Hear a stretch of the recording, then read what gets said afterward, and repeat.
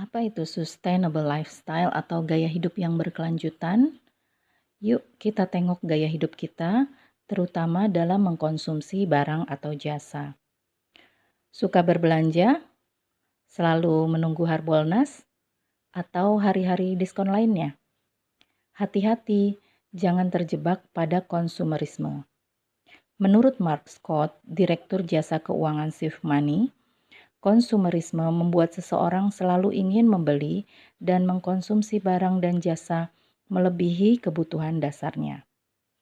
Nah, sesuatu yang berlebihan itu biasanya kurang baik dan menimbulkan dampak negatif. Coba perhatikan sisa konsumsi kita, seperti produk kemasan yang kita konsumsi, kemasan yang kita beli, atau barang-barang bekas yang tidak lagi kita gunakan. Mereka akan menjadi sampah yang harus kita keluarkan dari rumah.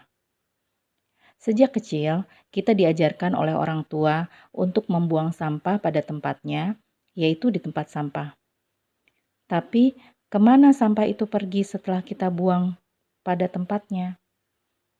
Ke insinerator seperti ini, di mana sampah akan diproses menjadi energi? Ternyata tidak.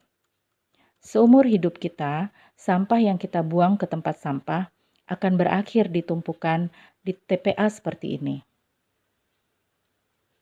Orang-orang yang tidak memiliki layanan penjemputan sampah di rumahnya biasanya akan membuang sampah ke kali. Beres masalah di rumah mereka, tapi muncul masalah di tempat lain. Sampah itu menyumbat kali dan akan berakhir di lautan.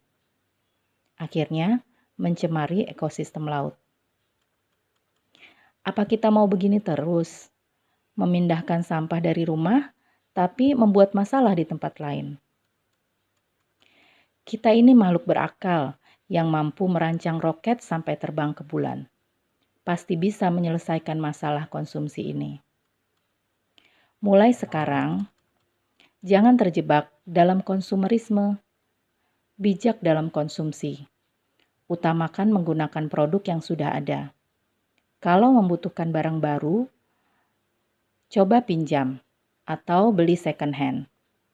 Jika harus membeli yang baru, beli produk yang benar-benar diperlukan dalam jumlah secukupnya. Yuk mulai mengubah gaya hidup menjadi lebih baik. Pertama, coba memproduksi sendiri apa yang kita konsumsi. Dengan merawat tanaman, kita dapat lebih menghargai sumber daya yang kita miliki. Mulai dengan menanam sayur atau buah di halaman rumah.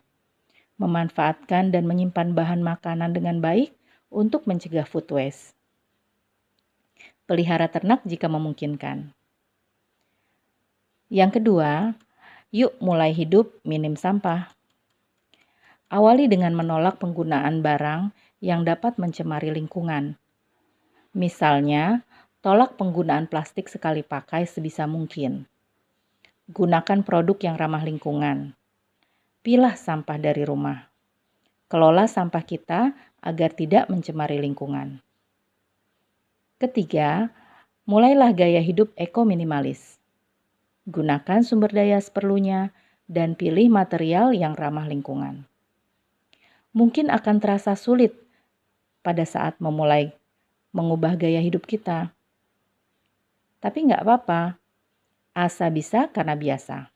Mulailah dengan satu kegiatan yang paling mudah bagi kita, lalu perlahan dan pasti mulai aktivitas lain yang dapat membuat kita lebih ramah pada bumi ini.